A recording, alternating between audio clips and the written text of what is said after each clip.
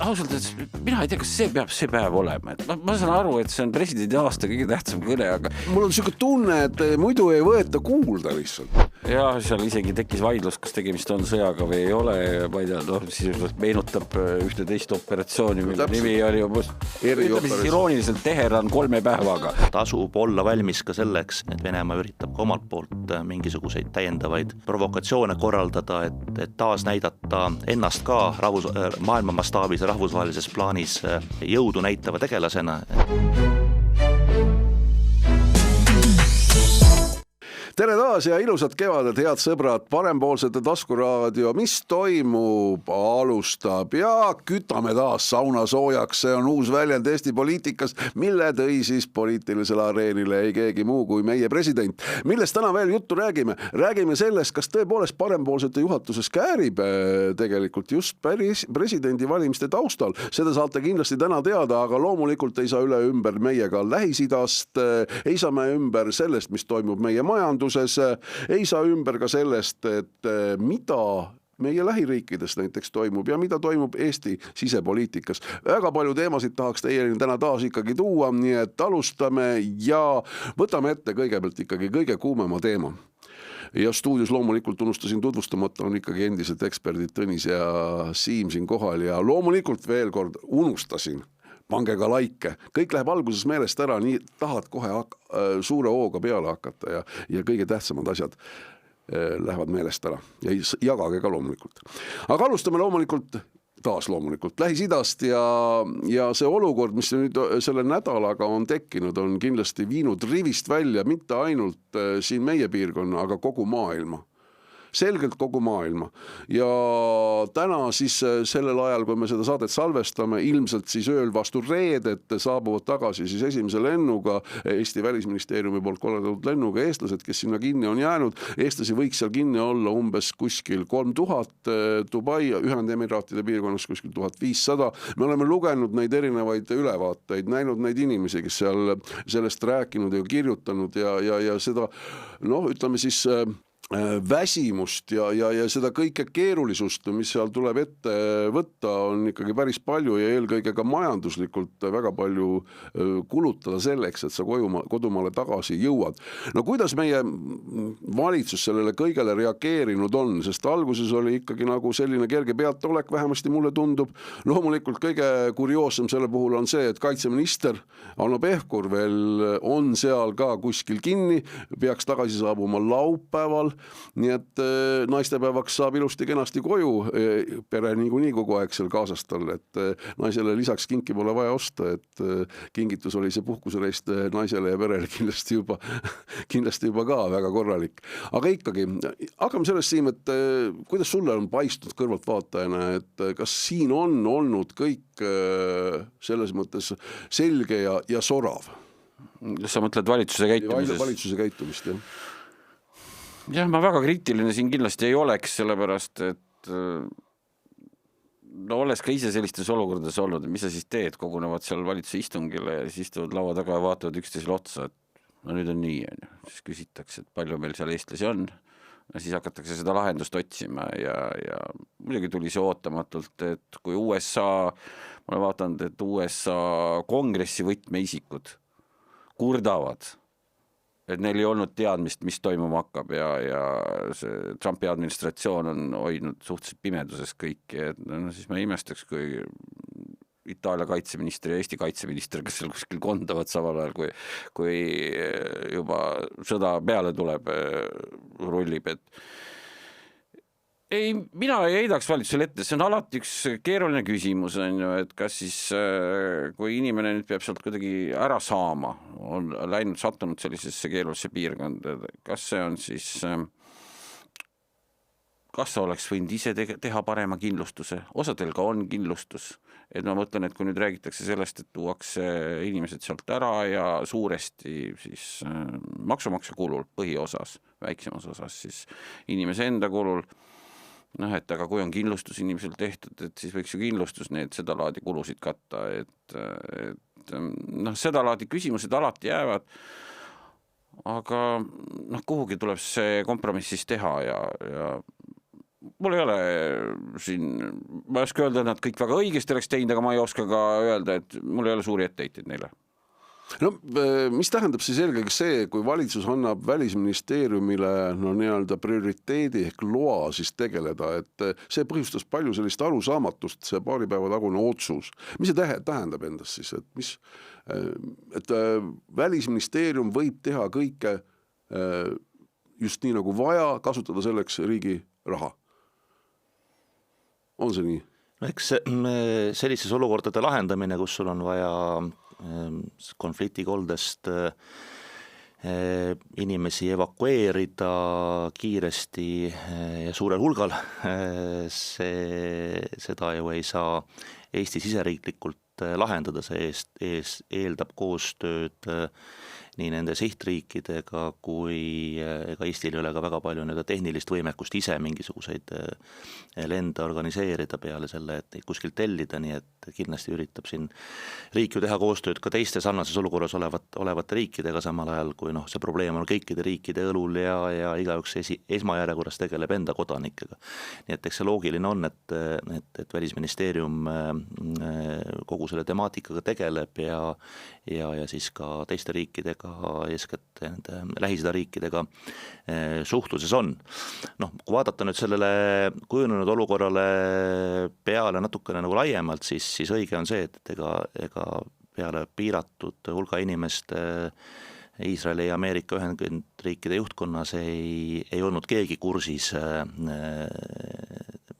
rünnaku täpse algusega ja kindlasti need mõjud nüüd maailmale välispoliitilise olukorrale saavad olema pikaajalised, täna veel keegi ei tea, kaua see nii-öelda otsene sõjaline konflikt kestab, kas sellele tõenäoliselt järgnevad sellele ka mingisugused maaväeoperatsioonid, kas siis võib-olla mitte niivõrd palju USA ja Iisraeli vägede poolt, kuivõrd siis üritatakse tekitada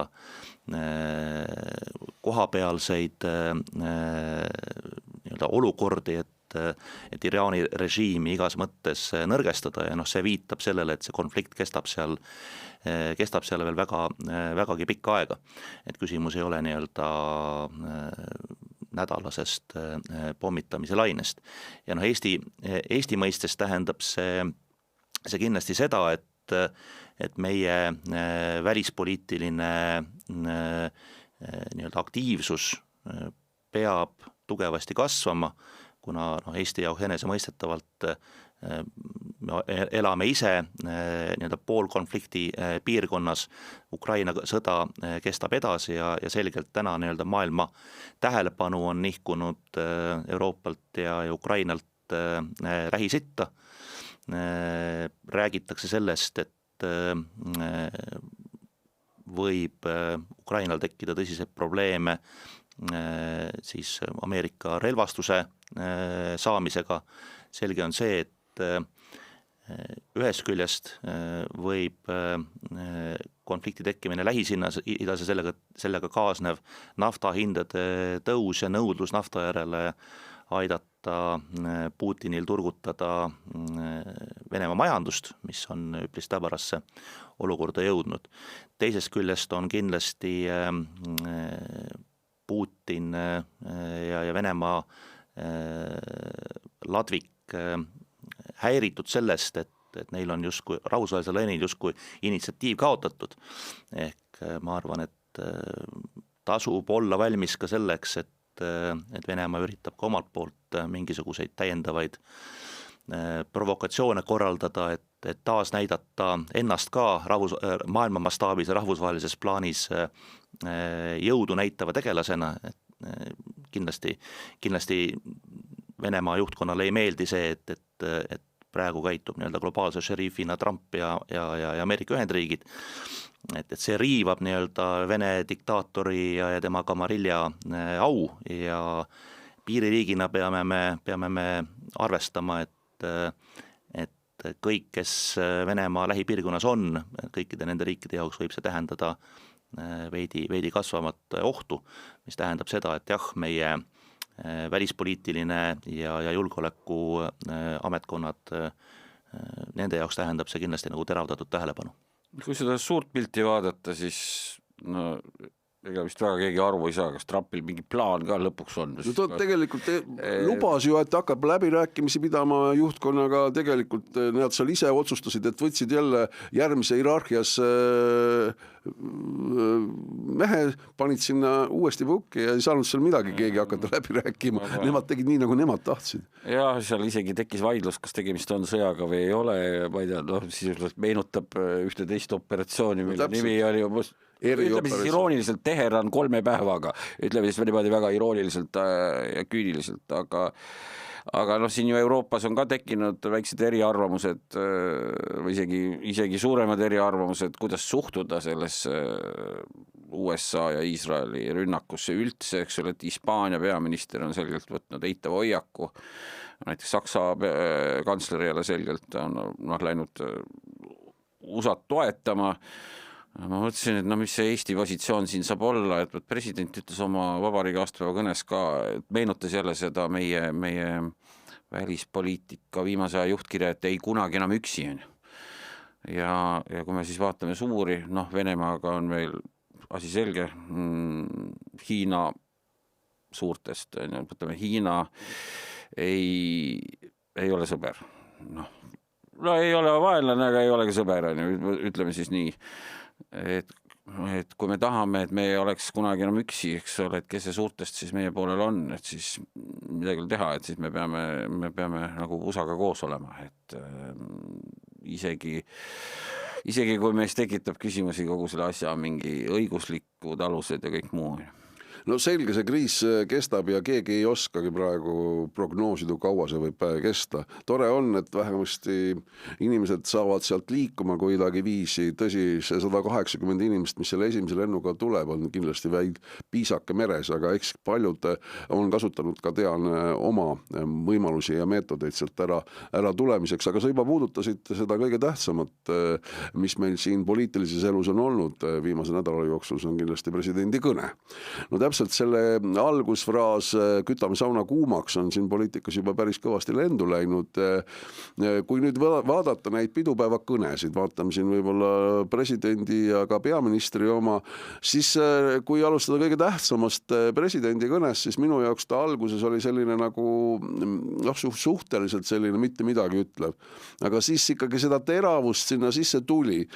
Kas ta tuli nii palju, kui võib-olla ühiskond ootas ja kartis, ei tulnud võib-olla, aga oma sõnum seal sees oli ja mis puudutab eelkõige just, sa tõid siin välja poliitika suuna, et tuleb leida ikkagi endale häid ja tublisid partnereid ja ei tohi olla üksi, siis kindlasti see on selline üks sõnum, mis sealt võib välja tulla, aga sealt neid tegelikult välja lugeda võid veel, et mis sulle meelde jäi sellest kõnest? Ja kindlasti oli presidendi kõne pigem selline rahustav ja ta oli ikka suht rahustav ja lepitust otsiv, aga paar teemat sealt kõlama jäid, et president rääkis üsna palju kogu siis rahvastiku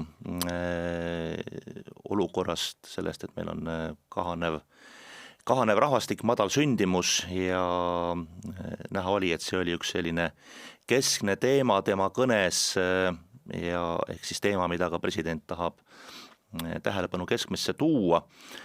Mulle jäi silma see, et rahvastiku kriisi puhul president puudutas ainult ühte telge, see on siis sündimus.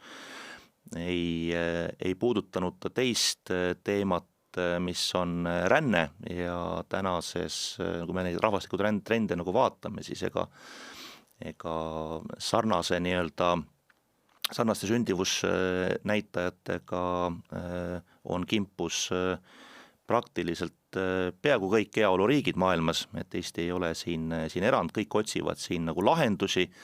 Kindlasti see teema on ka järgmiste Riigikogu valimisteel teravalt nagu üleval, on ühed, kes ütlevad, et lahendus on veel rohkem toetusi, veel rohkem raha selleks, et sündivust promootida ja siis on nagu teised arvamused, kes otsivad seal nagu teisi teid, ütlevad, et raha ja raha ja selline nii-öelda naiste sünnitama kohustamine rahvastikukriisi ei lahenda, on ka sügavalt nagu ebamoraalne.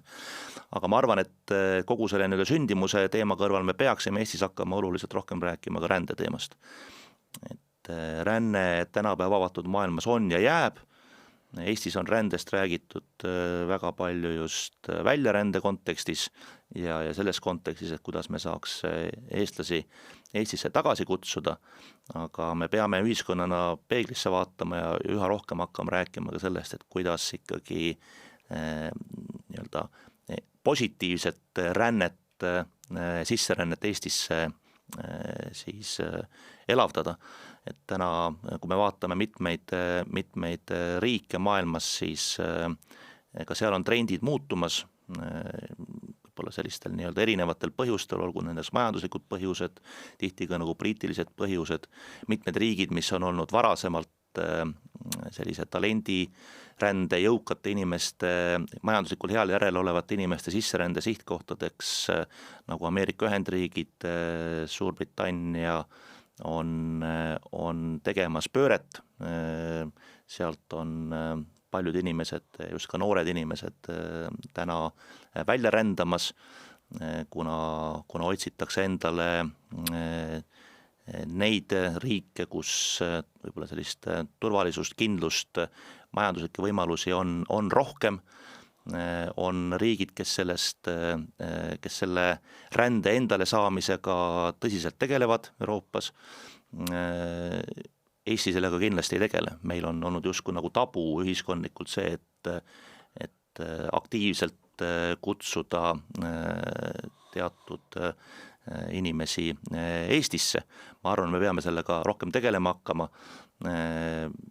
Lugesin siin hiljuti uudiseid, et Taani peaminister, kes kutsus just esile erakorralised valimised, tahab nüüd minna valimistelt mandaati küsima erakorralisteks jõukuse varamaksudeks, et kõik sellised sotsialistlikud rumalused mõnes meie lähipiirkonna riigis tekitavad nendest riikidest väljarände surve ja Eesti peaks hakkama mõtlema selle peale, kuidas neid inimesi siia koha peale meelitada. Ilma selleta me oma rahvastikutrendi ära ei murra. No Tõnis läks nüüd ühte teemasse väga sisusse sisse, et ja me oleme tegelikult Tõnisega sel teemal vaielnud ka, ma tahaks ka siin ka natuke vaielda, et minu arust see jah, suures osas Tõnisega nõus, minu arust siin on üks suur aga või üks suur eeldus, mille me peame täitma. Me peame oma assimileerimise ehk eestistamise protsessi korralikult käima saama. Meil tuli ju väga suur sisseränne hiljaaegu. Väga suur protsent rahvastikust rändas meile siia sisse ja väga suur osa neist ei lähe minema, et võib-olla arvasime, et nad lähevad Ukrainasse tagasi, aga ei lähe, suur osa ei lähe. Ja kuidas meil, ma ei näe nagu, võt selles osas ma ei näe mingit raporteid ega ülevaateid, kuidas nad siin eestistunud on siis, paljudel eesti keel selge on. Või käivab suur osa nendest räägib isegi mitte ukraina, vaid vene keeles linna peal, eks ole. Et seda laadi küsimus, et meil peab see mehhanism olema, et kui me ei suuda neid inimesi ära assimileerida siin, siis see asi läheb meil väikse rahvana nagu kontrolli alt välja ja tuleb vastulöök. Loomulikult rahvas reageerib, ütleb, et me ei taha rohkem ja poliitiliselt ka saavad sellega populaarsust need jõud, kes on üldse igasuguse sisserände vastu, eks ole, isolatsionismi pooldajad, et see on see minu arust see eeldus, aga tulles nüüd nagu selle suurema või nende kõnede juurde veel tahaks nagu tagasi tulla, et jah, presidendi kõne võib-olla mind natuke häirib, sõltumata, kes Eesti president on. Et huvitav, et kõigil Eesti presidentidel on mingi soov alati vabariigi aastapäeva kõnes käia nagu erakondi õpetamas, nagu poliitikuid nagu manitsemas, et ausalt, mina ei tea, kas see peab see päev olema, et ma saan aru, et see on presidendi aasta kõige tähtsam kõne, aga mul on selline tunne, et muidu ei võeta kuulda lihtsalt. Kui sa lähed sellisest platvormilt seda ütled, siis see ühiskonnas nagu saab suurema kõlapinna. Kui ta räägiks seda kuskil Kadriorus, siis ei tuleks see nii palju välja. eks see on see kõige suurem auditoorium ja see, aga mul alati natuke selline tunne, et et kas see on nüüd see meie vabariigi aastapäev, see on nüüd see koht, kus siis alati see, oi, teie seal valitsuses ja teie seal erakonnad ja Riigikogu saab alati oma ketuka kätte seal selles vabariigi aastapäeva kõnes, sõltumata, ükskõik kes see president on olnud, mingid vahet pole, ühtemoodi hakkas Lennart Merist pihta ja nii see on edasi käinud, isegi Arnold Rüütel oli selles rivis, et mulle tegelikult meeldivad sellised vabariigi aastapäeva kõned nagu meie Kaitseväe juhatajad on viimasel ajal pidanud ja Kaitseväe juhataja Merilo ütles oma kõnes, mis on muidugi sõjamehel ongi teistsugune formaat, eks ole, tal on lihtsam, ta ei pea rääkima kõigest, aga ma loen ette kohe selle koha, mis mulle kõige rohkem meeldis nendest kõnedest. Väikesearvulise rahvana on ühtsus meie tugevuse aluseks. Seega peame iga päev hoidma jõudu selle säilitamiseks isegi olukordades, kus me üksteisele võib-olla ette ei meeldigi. Mulle see mõte väga meeldis. Ühtsus isegi siis, kui me üksteisele isegi meeldi. Järgmiste põlvede tulevik vaba rahvana on lihtsalt niivõrd palju tähtsam, kui meie enda vajadused, ambitsioonid ja hellitust vajav ego. Ja kuskil peab olema see koht, kus me teeme nagu päriselt sellised patriootlikke kõnesid peame ja ütleme, et nüüd üks asi on üle kõige, eks ole, et me siin ka kritiseerime ja viriseme ja mõistame hukka, aga peab olema ka see koht, kus ütleme, et me peame kokku hoidma, me peame olema koos, sõltumata kõigest, on just. See Eesti rahva vabadus on nagu see kõige olulisem siin. Võib-olla seda ma ootaks nagu rohkem ja siit ma tulen siis ka meie peaministri Kristen Michali kõne juurde, mis oli minu jaoks ebameeldivalt selline parteipoliitiline või ta otseselt ei nimetanud vist ühtegi erakonda selles kõnes, aga selgelt sealt igast silbist kõlas läbi selline parteipoliitiline suunitlus, selline valimiskampaania, alguslöök valimiskampaania mõtete sõnastamine. Jällegi ma tahaks nendes aastapäeva kõnedes, et võiks olla see koht, kus me otsime seda ühtsust ja ka peaminister peaks olema selle nimel tegutsema rohkem nagu sellel hetkel, rohkem riigimees olema ja vähem oma erakonna esimees. Ja küll jätame selle peaministri kõrvale, tema ajas partei asja. Ma siiski tahaks peaministri kõnest rääkida. Et minu jaoks peaministri kõne oli selline haavata saanud mehe kõne. Ta luges seal ette lausa enda Facebooki lehel, ta tsiteeris paari inimest, nendest üks oli teda Facebooki lehel noominud, ilmselt keegi nii-öelda netiroll, et see jättis veidikene nagu kummalise mulje, aga laiemalt, kui ma vaatan peaminister Kristen Michali kõnet, siis mõnes mõttes ta ju võttis kokku selle konflikti, mis meil Eesti sisepoliitikas on üha rohkem küpsemas ja mõlemad, nii president kui Kristen Michal rääkisid sellest, et me elame suurte muutuste ajal ja maailm tõepoolest on muutumas, see ei ole ainult julgeoleku olukorra muutumine, et need muutused on palju laiemad ja puudutavad praktiliselt kõiki ühiskondlikke valdkondi ja selgelt üks poliitikatsükkel on läbi saamas.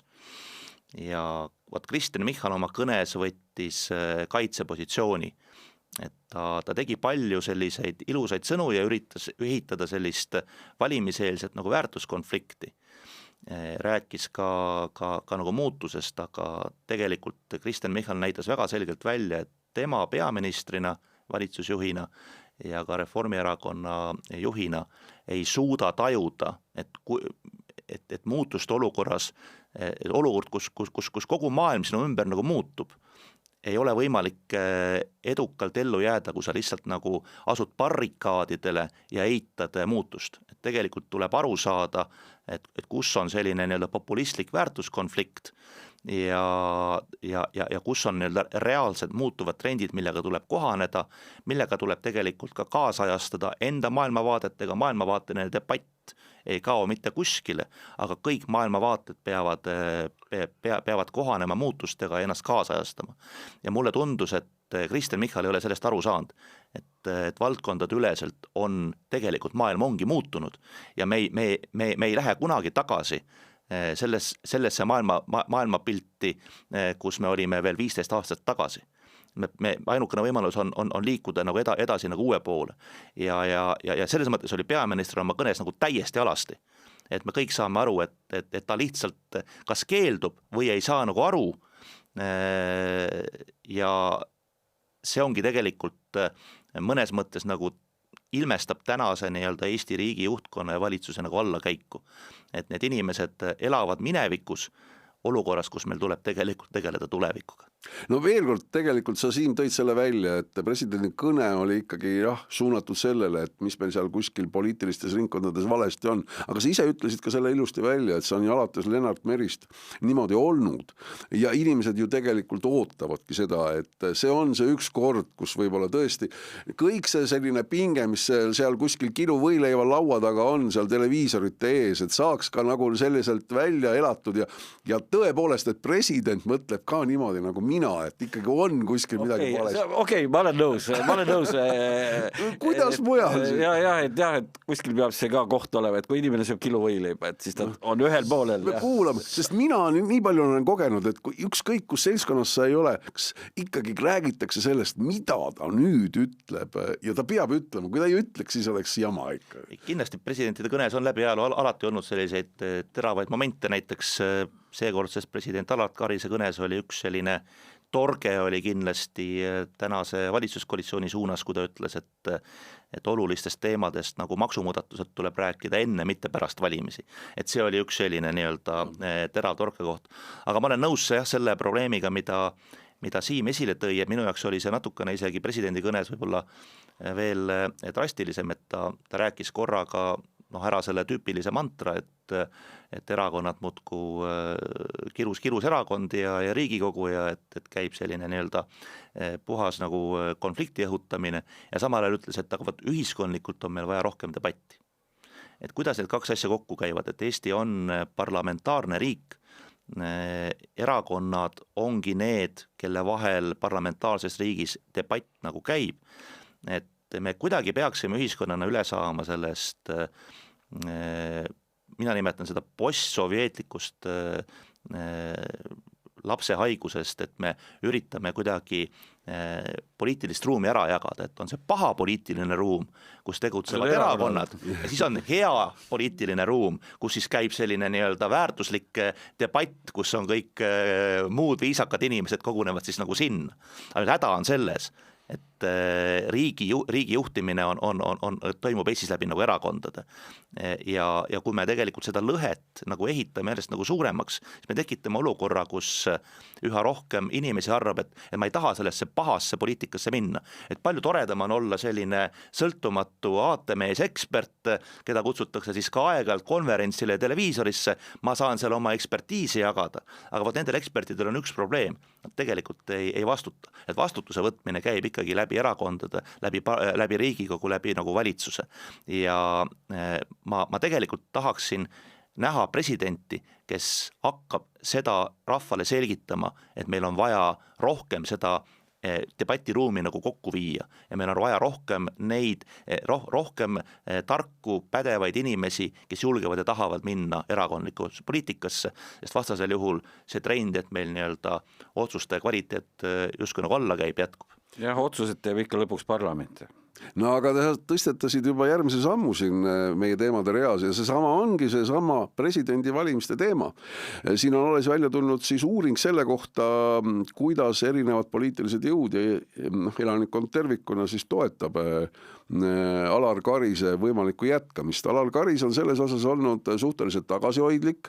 Ta nüüd viimasel ajal räägib sellest, et ta mõtleb veel, kogub informatsiooni, teeb otsuse, aga kui vaata küsitlusi vaadata, siis võtta kas või parteid siin esile, siis Keskerakond, sotsiaaldemokraadid seal 80 peal toetavad tema kandidatuuri jätkamist, Isamaa 79, Reformierakond 75 ja parempoolsed 76%-ga ja nüüd Siim sinu kohta jälle taas torge kohe. Isegi EKRE inimesed üle 50%. Ja Siim, paar nädalat tagasi me siin saates rääkisime, et sinu kandidaat on Ülle Madise. mis see nüüd siis tähendab?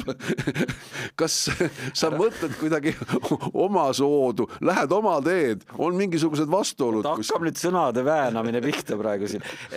No, ma lihtsalt mõtisklesin selles suunas, et kuhu võiks jõuda siis täna Riigikogus enamuses olevate jõudude puhul see kompromiss, et kuhu poole nad võiksid vaadata, et ja nõus, et minu arvamus on, et Ülle Madise oleks hea kandidaat, aga samamoodi ka Janar Holm ja nii edasi.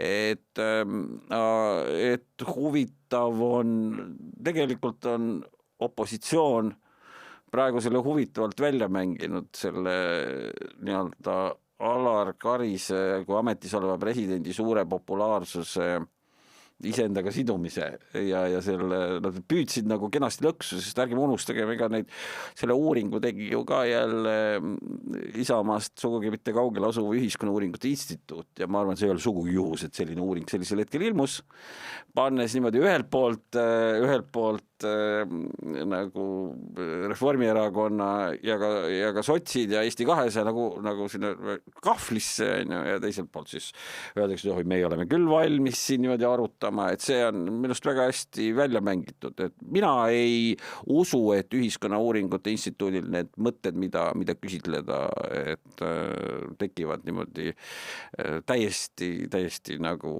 iseseisvalt, et eks seal suur rahastaja kindlasti ka mõtleb kaasa, et mida me küsime ja millal me küsime. Ja kindlasti ongi nüüd huvitav mõttekoht, et ilmselt ei ole, seda on näha, et Reformierakonna Eesti 200 ja ilmselt ka sotside esimene valik ei ole Karis. Aga nagu ma ka siin olen rääkinud, et neile on kindlasti mõistlikum mingi kompromiss, kui et lasta see asi nii-öelda põllule, nagu poliitikud ütlevad, ehk siis sinna valimiskogusse, kus on asi nende kontrolli alt väljas. Et nüüd kas nad suudavad teha mingi teise kompromissi, nüüd selles mõttes on opositsioon pannud valitsusliidu väga keerulisse olukorda selgelt. No masendavalt suur ülekaal ikkagi Alar Karise puhul küsitluses, see on ikkagi teised kandidaadid, kes seal välja oli pakutud, see oli pikk nimekiri, kaugel maas. Mis see fenomen siis ikkagi on? Siin kirume, eriti poliitilised jõud siin kiruvad, et ei ole ikkagi see president, keda võiks ja kes peaks Eestit esindama. Ja samas toetus on nii suur. Selge on see, kui on istuv president, sellel on alati natuke suurem toetus. Ma arvan, et põhjus on ka selle koha pealt väga lihtne, et täna ei ole ükski teine inimene välja öelnud, et ma tahaks olla alternatiivne president. Jah, seda küll. Avalikkuse jaoks ju tegelikult seda valikut ei ole, on istuv president, kellega suurem osa ühiskonnast on rahul, kes mõnes mõttes ju esindabki seda nii-öelda erakondade ülest justkui nagu kompromissi, et meil nagu sotsiaaldemokraatidest kuni EKRE-ni kõikide nende erakondade valijate enamus toetab Alar Karise jätkamist justkui. Teine pool on jah selles, et kõrvale on pandud siis nii-öelda ajakirjanduses spekuleeritud nimesid, toodud välja siin kõrged riigitegelased, ütleme Ülle Madise ja Janar Holm ja siis on toodud siin Europarlamendi liikmeid ja mõningate erakondadega seotud poliitikuid, aga keegi neist ei ole öelnud, et ma tahaksin olla presidendi kandidaat ehk tegelikult seda nii-öelda reaalset nagu valikubaasi nende küsitluste jaoks ju tegelikult ei olegi. Kas olukord muutub, arvate?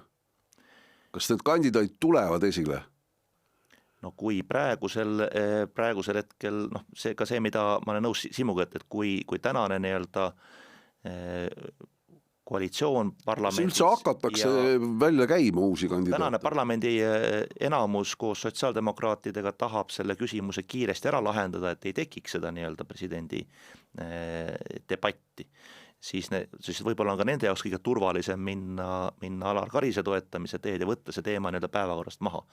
Et kindlasti kui võetakse Alar Karis päevakorrast maha ja tekivad muud kandidaadid, siis ma arvan, et siis see debatt tuleb, aga sellest tõenäoliselt on ja rohkem võita kogu tänasel opositsioonil. Nagu me oleme rääkinud, eks ole, ega siis ilmselt Kristen Michal ka täpselt ei saa aru, mitu häält valitsusliidus on septembri esimestel päevadel. Et need teemad on ka omavahel seotud, et see on päris riskantne samm, et kui nad praegu nii-öelda kindlasti mitte kuidagi ebaviisakalt, aga kuidagi delikaatselt püüavad tekitada mingi alternatiivi Karise kõrvale, eks ole, siis nad võtavad väga suure riski, eks ole, et lõpuks võib olla, et ei ole neil justkui ise on distantseerinud ennast Karisest, aga ei suuda ka kedagi teist enam läbi suruda. Ja asi lähebki sellesse tohutusse turbulentsi tegelikult kogu see presidendi valimine, et eks neil on, ma ütlen, selles mõttes on neil raske olukord. Aga Karise toetuse osas ma tahan öelda, et ega ta on ju ka hästi hakkama saanud. Et mida siis niimoodi, eriti sellise avaliku arvamuse silmis, et mida siis talle nüüd siis ette heita, siin on öeldud, et võiks välispoliitiliselt olla siin võib-olla aktiivsem. See on selline abstraktne ja see võib-olla sellist küsitlusele vastavat keskmist inimest nii väga ei morjenda, et see võib-olla selline eliidi probleem pigem, et inimeste jaoks ta on ju olnudki hea president. Aga kuidas suhtuda sellesse, mis ta välja on öelnud, et president võiks valitud saama 7 aastaks? Et see oleks nagu see üks asi ja üks kord ainult. Kuidas sellesse suhtuda? Oleks midagi, mida see muudaks? Tegelikult suuresti midagi ju ei muuda lihtsalt, et see ametiaeg pikeneb või kui oluline see oleks. Ta on ise selle välja käinud. Kersti Kaljulaid vist ka rääkis sellest, kui ma eksi. Võib-olla küll, aga Alar Karis on selle ka väga teravalt praegu välja toonud vähemasti siin selle viimase kuu jooksul. Mina ei näe nagu otsest vajadust meie seda presidendi traditsiooni väga palju muutma minna, et ta tegelikult on ju meil toiminud päris kenasti. Ja, et siis ta esimene, ükskõik see president on, jätame praegu Karise isiku kõrvale, et siis ta nagu see esimene periood on nagu natuke kahe kuhja vahel ja siis, et kas nüüd siis olla nagu iseseisvam või siiski arvestada ka mingis mõttes nagu tagasivalimisega või et siis teine periood siis, ma mäletan, kui Toomas Hendrik Ilves ka oli niimoodi, et kui siis teisel perioodil ütles, et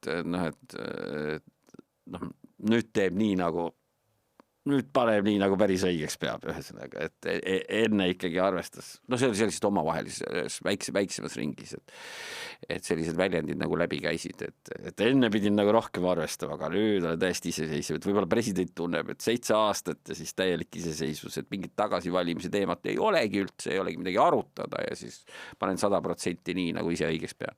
No ilmselt praegu käib ka niimoodi, et eks Alar Karis kuulab maad vaikselt poliitilised erakonnad, mida seal ütlevad, kui suur see poolehoid ikkagi on ja siis sealt pealt ilmselt see otsus ikkagi sünnib.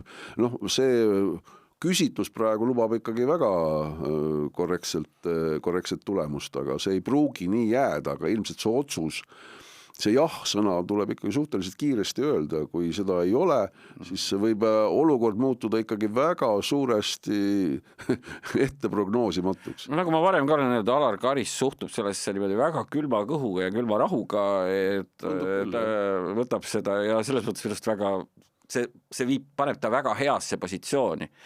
Et ma arvan, ta niimoodi rahulikult Kadriorus ootab, millal keegi tuleb tema juurde täpselt nii palju häältega, kui vaja on ja kui nii palju hääldi koos ei ole, siis ütleb, et mingi mõelge ja kogu käel ja siis tulge tagasi ja see annabki talle selle tugevuse praegu. Üks, mis aga rahutuks teeb kindlasti sealt natukene taas laiemalt minnes, on meie majandus ja majandus tervikuna ja tegelikult on neil kasutada ka numbrid, mis meie naabrite juures on toimunud ja Läti sisemajanduse kogu produkt ehk SKP kasvas 2025. aastal 2,1%, meil oli vastav number 0,6, leedukatel ka, aasta algus oli leedukatel hea, lõpp natukene minu teada kukkus ära. Nii et tegelikult ikkagi selline virelemine käib ja kui me võtame siia punti veel soomlased, alles nüüd on ju tegelikult välja öeldud ka Soome rahandusministri poolt selle, et olukord on ikkagi väga keeruline, puud on kuskil seal ligi 11 miljardit eurot, eelarve defitsiit kuni aastani 2030 kipub tulema kuni 15 miljardit eurot, tuleb kärpida, tuleb kulusid kokku hoida, heaoluriigist hakkab saama riik, kus pensionid ja kõik muu sotsiaaltoetused ilmselt vaadatakse väga tõsiselt ümber. Ikkagi ei ole see olukord sugugi ka meil ümbritsevates riikides hea, tõsi, Lätil, Leedul võib-olla natukene parem kui meil. Jah, et kõik on ju piiririigid, Eestis on siin eriti peaminister Kristen Michal ja aeg-ajalt on talle sekundeerinud ka Jürgen Ligi, kes nii-öelda kogu aeg on rääkinud sellest, põhjendanud sellega, et meil on nagu majandus olnud allakäiguteel pikka aega, Euroopa kõige suurem majanduslanguse ja kõrgema inflatsiooni tabelite tipus oleme me trooninud. Seda kõike on põhjendatud siis kogu aeg ikkagi nagu Putini ja nagu Venemaaga.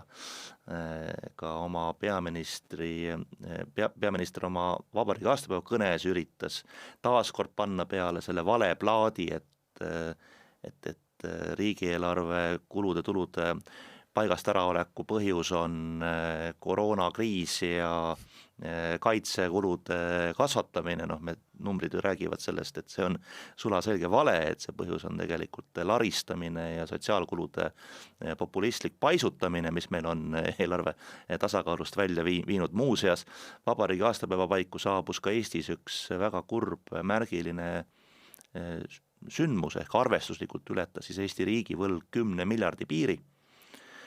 Ja see jätkab nagu paisumist ja nüüd tulles tagasi nende SKT numbrite juurde, siis Läti ja Leedu on siin viimastel aastatel liikunud teist teed. Leedu majanduskasv vist oli, mina leidsin siin numbri 2,7 eelmise aasta kohta, Läti 2,1, siis Eesti 0,6 ja Soome 0,2. Et eks siin võib tuua alati selle põhjuse ka, et Eesti ja Soome on ju majanduslikult omavahel rohkem seotud kui võib-olla Läti ja Leedu, aga geopoliitilise tausta mõttes oleme me üks ja sama piirkond, ehk see nii-öelda julgeolekurisk on meil kõigil sama, kaitsekulude suurendamise vajadus on meil kõigil sama, mis mulle tundub on erinev, on selline majanduskasvu soodustav, ettevõtlikkust ja investeeringuid soodustav keskkond. Et Eestis on see ära lõhutud.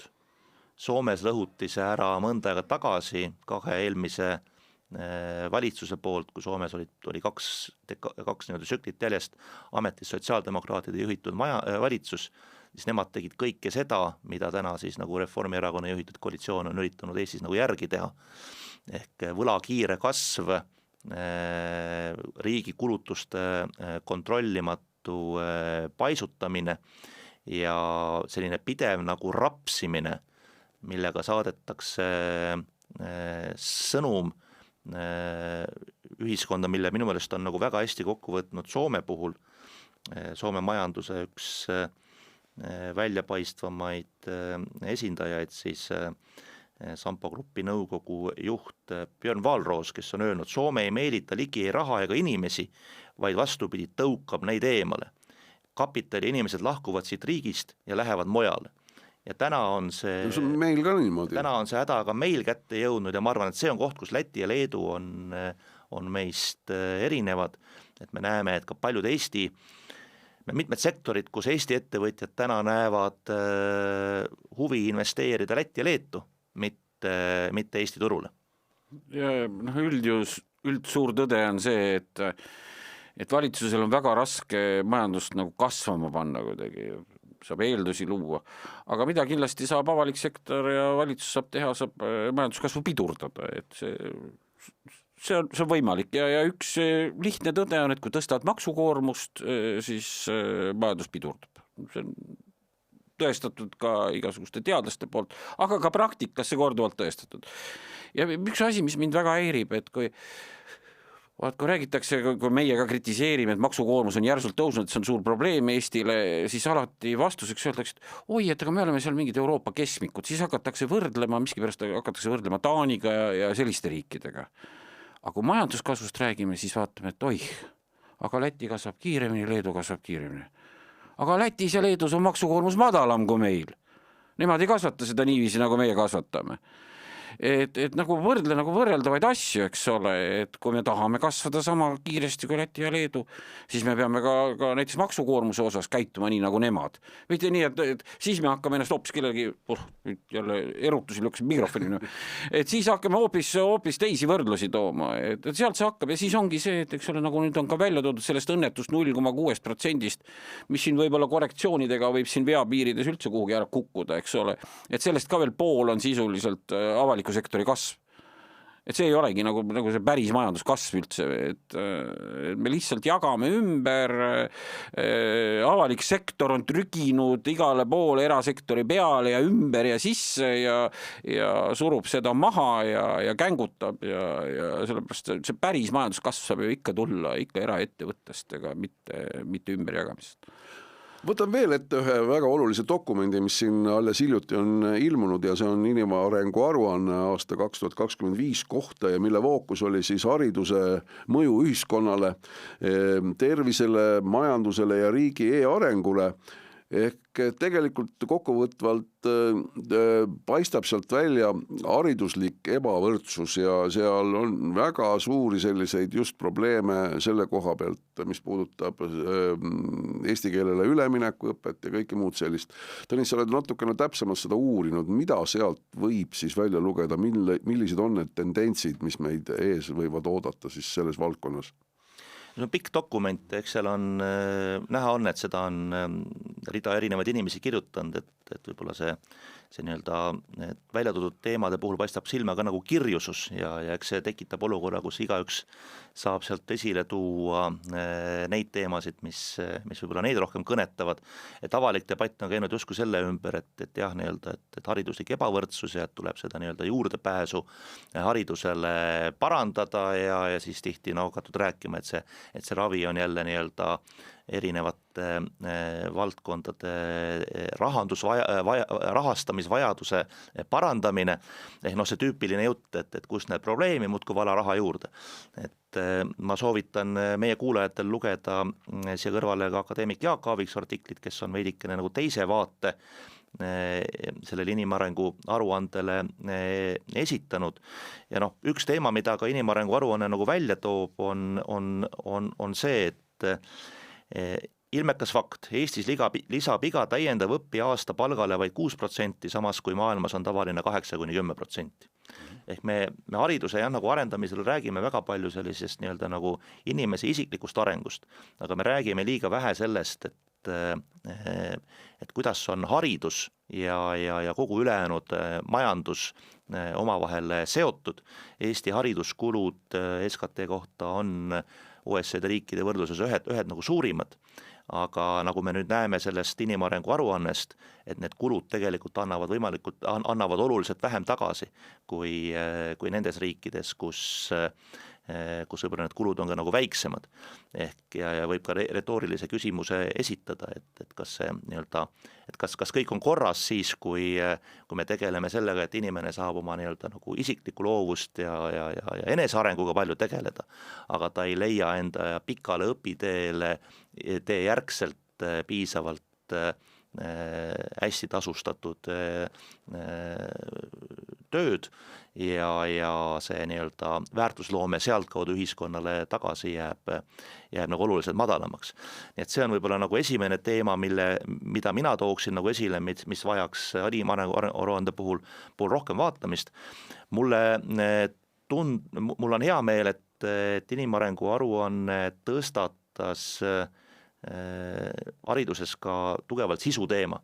Et hariduses kui me vaatame Eesti haridusdebatte, siis see on väga palju, ütleme siis selle nii-öelda koolikorralduse keskne. Me räägime sellest, et kui suured peavad olema koolid, kes peab olema kooli omanik, kes peab määrama õpetaja nagu palga, me räägime tegelikult liiga vähe sellest, mida me, kas tänane nii-öelda nagu hariduse sisupool vastab muutuva maailma vajadustele, kuidas me käime kaasas tehnoloogia, tehisintellekti arenguga, kas me suudame seda piisavalt kiiresti hariduses kasutusele võtta.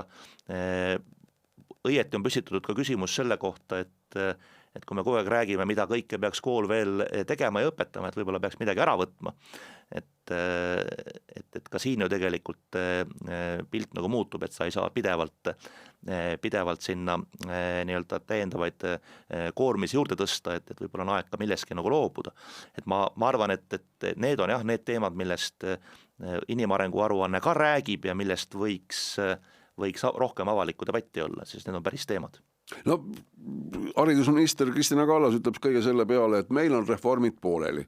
Pooleli on eesti keelele ülemineku reform, pooleli on õpikohustuse pikendamine, vaatame üle, kuidas huviharidusega jääb, et sõbrad, ärge muretsege, sellega on kõik korras, et me tegeleme sellega, aga see on sama selline trafaretne lause lihtsalt, et me tegeleme sellega.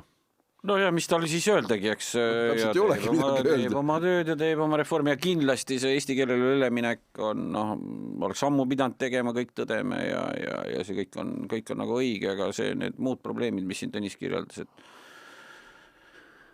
et ma võib-olla oleks isegi oodanud, et need oleks nagu reljeefsemalt kuidagi välja käidud, eks kindlasti ütleme asjatundjatel, ekspertidel, meie ei ole siin hariduseksperdid, et nendel on seal kindlasti, nad loevad neid nüansse ja peavad neid tugevaks, minule lihtsale inimesele ma oleks isegi oodanud nagu mingit tugevamaid sõnumeid, et täpselt see sama, et julgetakse välja, et mulle see väga meeldib, et see ongi nagu kirjas, et võib-olla peaks midagi vähem õpetama, mitte rohkem õpetama.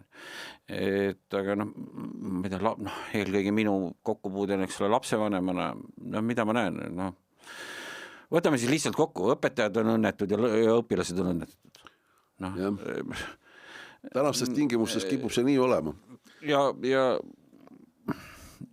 räägin nüüd hästi nagu amatöörina või sellise nagu kõrvaltvaatajana, aga miks õpetajad on õnnetud, üks asi on see, et kuidas ma ütlen siis otse, ebaadekvaatselt käituvatel lastevanematel ja õpilastel lastakse õpetajast üle sõita. Et kuskil käis ka läbi selline ühe õpetaja ütles, et kui kohtunikku solvad, siis võidakse selle eest nagu karistada. Aga õpetajatega võidakse käituda ükskõik kuidas, et õpetaja sisuliselt praegu ma kindlasti ei poolda nüüd mingitele füüsilise karistamise vormidele tagasiminekut, eks ole. Ärge valesti aru saage, aga kuidagi peab olema, et see õpetajale peab nagu appi minema selles suhtes, et paned kehva hinde, lapsevanem kaebab, nõuab, ütleb, miks mu last on siin ebaõiglaselt hinnatud või miks talle mingi muu etteheide on tehtud, mingi märkus kirjutatud.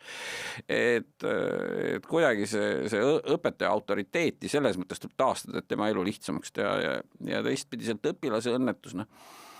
Tihtipeale on see, et just see sama, et mida seal ka tegelikult välja tõdud, et õpilane, mõnes aines on ta väga andekas ja mõni aine talle nii väga ei sobi. Aga mida ka need PISA-testid näitavad, eks ole, väga hästi, meil pannakse igalt poolt, et sa pead oskama hästi nii kirjandust kui bioloogiat, kui matemaatikat või mida iganes, et sa pead nagu ühtlaselt igalt poolt läbi vedama ja kui õpilasel tekib see hirm või raskus ühe aine suhtes, siis seal tekib see hirm ja raskus nagu kogu selle kooli suhtes, et kuidas nagu anda õpilasele seda võimalust, et ta saab ennast rohkem arendada nendes asjades, mis talle tõesti meeldivad ja siis kuidagi, et ta saab ikkagi, et ta ei hakka seda kooli kartma sellepärast, et ta mõnes teises aines nii hästi ei õnnestu. Ja ma arvan, seal on peidus ka see, et kui sa niimoodi väga ühe puuga lööd, et siis sealt tuleb ka see, et see pärast ei kajastu selles suuremas sissetulekus rohkemate haridusaastate pealt, mida Tõnis sealt väga hästi esile tõi sealt raportist, et katsume anda võimalust lastel ka neid areneda just nendes selles suunas ja võib-olla ka see, et tõesti, et nii vähem võib-olla faktiteadmisi erinevatel üldainetes, aga rohkem sellist eluga toimetulekut, rahatarkust ja muid asju sinna õppijaprotsessi. No üks asi, mis sellega kindlasti väga seotud on ka ühistransport. Kooli on vaja ju kuidagi saada. Kooli on vaja saada, aga see debatt, mis meil siin ühiskonnas on nüüd alanud just sellel samal teemal, et et kuidas ja millise mudeliga ühistranspordis jätkata, on ikkagi väga palju kirgi kütnud ka valitsustasandil ja eriti just on siin nagu lahusus tekkimas Lõuna-Eesti ja Põhja-Eesti vahel, et Põhja-Eesti pool nagu siin on natukene nagu võib-olla inimesed või ei korraldajad, transpordikorraldajad, poliitikud natukene rahulikumad selles suhtes. Lõuna-Eesti pool jälle vastupidi ja mida see kõike tähendab see seda, et ikkagi plaan on maksustada see transport, mis meid igapäevaselt liigutab, sadu tuhandeid sõite tehakse üle Eesti, eelkõige maakondades on see väga oluline ja maksustada ka, ütleme, lapsed ja maksustada ka pensionärid seal hulgas, et erinevalt, suurusjärgud ei ole veel nagu täpselt paika pandud, aga kuupilet seal alates 5–20 euroni vastavalt sellele, mis gruppi sa kuulud. No see on läinud siin tõesti selliseks suureks sõnasõjaks, eelkõige just regionaal- ja põllumajandusminister Hendrik Terrase ja siin valitsuspoliitikute ja peaministri poolt vaadatuna, et keegi ei taha nagu, see on halb sõnum selge poliitiliselt, et sa pead hakkama siin mingisugust ümberkorraldust tegema ja rahalist ümberkorraldust ja siis seda veeretatakse. See on jätnud sellise väga räpase mulje. See nagu musternäide sellest, mis juhtub siis, kui tehakse kunagi ebaratsionaalseid otsuseid, et ja lubatakse neid tasuta asju, et hiljem ei julge mitte, on väga vähe neid poliitikuid ja otsustajaid, kes siis julgevad öelda, et äkki on mõistlik nagu teistmoodi, et äkki ei ole kõikidele tasuta ja väga lihtne on ju nagu rünnata, et kuidas te nüüd tahate siis minna nii-öelda sirutada oma käe pensionäride ja laste nagu rahakotti, et kas teil tõesti nagu nii-öelda mingisugust südametunnistust enam nagu alles ei ole. Aga unustatakse ära tegelikult üks väga lihtne asi, et ka pensionäride ja ka laste seas on laste ja nende perede seas on olukorrad nagu ja majanduslikud võimalused nagu väga erinevad. Et tasuta teenus on oma olemuselt, see ei ole kellegi nagu põhiõigus, grupipõhine põhiõigus, vaid jah, on ilmselt neid inimesi ühiskonnas, kellele on vaja abi osutada, aga need on siis personaalsed olukorrad, mida tuleb just nendele konkreetsetele inimestele, kellel on tõesti nagu kas ajutiselt nii-öelda majanduslikult keeruline olukord või kellel on nagu teatavad füüsilised probleemid, mis takistavad neid näiteks tööturule osalemist ja nii edasi. Aga tänane, see on kogu tegelikult nagu Euroopa ja sealhulgas ka nagu Eesti sellise nagu häda, et me neid liiga helde käega on tasuta teenuseid ja abi laiendatud lihtsalt grupi kuuluvuse alusel. Et sa oled teatud vanuserühmas, järelikult sa oled õigustatud midagi nagu tasuta saama. Ja mine siis sellelt rühmale ütlema, et nüüd tuleb hakata natukenegi nagu maksma, ütleme, eks ju. Kohe tuleb süüdistustele laviin peale. Mulle meeldis tegelikult, ma tulen korra selle inimarengu aruande juurde tagasi, et seal ikkagi oli toodud välja, see isegi oli selline väljend sees, et üks omavalitsus, üks kool, et ka seda ühtlustamist saavutada, et ikkagi see mõte on seal küll niimoodi ikkagi minu jaoks liiga ettevaatlikult, aga sees, et igas külas ei pea kooli pidama, et lapsed peavad saama ühtlaselt hea hariduse. Et see peab olema eesmärk. Mitte see, et sul on igal pool kool ja laps saab seal lähedal koolis käia, vaid see, et ta saab hea hariduse, see on palju tähtsam tema tuleviku jaoks, kui see mitu minutit ta bussiga kooli sõitis. See on tulevikus, ei oma mingit tähtsust, kas ta oli seal bussis veetis 20 minutit või 30 minutit. Tähtsam, mis hariduse ta sealt sai. Ja seda see aruanne ilusti toob esile. Ja nüüd siit tuleme selle transpordi, et see muutub veel olulisemaks. Ja kuhu siis ministeerium, mille nimega on mul segadus, regionaal- ja põllumajandusministeerium, kuhu seal siis selle asjaga välja on jõutud, et see, et paratamatult läheb see transporditeenus üha kallimaks. Raha ei jätku, et sellist praegust liinivõrku ülal hoida, et tegelikult laias laastus 3 võimalust, et kas sa siis jälle maksad rohkem peale maksumaksja poolt üldiselt. Teine võimalus, et sa tõmbad liine kokku. Ja 3. võimalus on siis, et sa kasvatad ka seda omaosalust. Ja selle omaosaluse kasvatamise ja ka sellele, et ma arvan, tänaste muidugi ka 5 eurot on suur raha. Ka 5 eurot kuus on suur raha, me ju tunnistame seda, aga see oma osalus annab selle, et sellel vedajal on nagu huvi neid kliente sinna oma bussi saada. Et kui tema ainuke klient on ministeerium, kelle käest käia rohkem raha välja pressimas. Siis tekivad need probleemid, mida me Eestis nii palju kirjeldame, et bussid sõidavad ebaolulisest kohast ebaolulisesse kohta ebaolulisel kellaajal. Ei sõida siis, kui vaid ja inimestel on vaja hommikul ühest kohast teise kodus tööandja juurde jõuda ja tagasi, sest tal puudub see motivatsioon. Ja seda ju seal välja pakuti, et rohkem see oma osalus viiks rohkem seda vedaja huvi ja seda reisija huvi nagu kokku. Ja loomulikult selle ettepaneku esitas oma allkirjaga minister Terras, mille peale siis Reformierakond ja seda plaani tutvustati valitsuskabinetis, mille peale siis valitsuskabinet kuulu järgi olevat läinud väga rahulikult. Ja siis järgmine päev hakkas Reformierakond avalikkuses siis möllama, et ei, me oleme küll igasuguse hinna kehtestamise vastu, et kõik ikka tasuta olema siin eakatele ja tehti sellest selline poliitiline populistlik show. Ja mis oli siis huvitav, et siis peaminister hakkas vastanduma ametnikele. Ja ta hakkas ütlema, et mis see Terras seal nii, aga ametnikud, et me paneme ametniku, vaatame, kes on tugevam, kas mina või ametnik, naeruväärne käitumine. Ja ma mõtlesin, miks ta seda teeb, et ilmselgelt, vaat see on jälle, tuleb see probleem sisse, et nende valitsuskoalitsioon püsib nii noatera peal, on nii nõrk, et ta ei saa endale lubada avalikku tüli Terrasega, siis peaminister läheb pidama tüli ministeeriumi ametnikega, mis on minu arust naeruväärne, et kui sa tahad vaielda Terrasega, siis Terras ka tegi niisuguse näo, et kus midagi oli ja siis naljakal kombel siis avalikkuses oligi, pandi nagu debatt püsti just ka ametnike ja peaministri vahel, et tegelikult oli see selgelt Terrase ettepanek, mis siis Reformierakond jälle mingis vasakpoolsest populismist nagu maha tappis. Ja täpselt nii kui Tõnis ütles, korra oled selle tasuta asja andnud, pagana raske on seda ära võtta. Ja siia saate lõppu tahaks soovida palju õnne uue töökoha puhul. Tahaks soovida palju õnne Doris Raudsepale uue töökoha puhul, kes mäletab siis mõni saade tagasi, me rääkisime tema üleastumisest Reformierakonnast Isamaaliitu ja põhjused olid selles, et lihtsalt see Reformierakonna ütleme siis motivatsioon Reformierakonnas ei olnud enam selline ja nüüd näed, ongi uue töökoha saanud. Kui ta lahkus sealt Reformierakonnast, siis ta vist tegi nagu postituse, kus ta ikkagi rääkis, et tema maailmavaade ühtib rohkem ikkagi Isamaaga. Isaga, täpselt nii see oli. Ja nüüd oli töökomisjonis ka Siim oli kohal ja võtsite naisterahva uuele kohale tööle või kuidas see käis?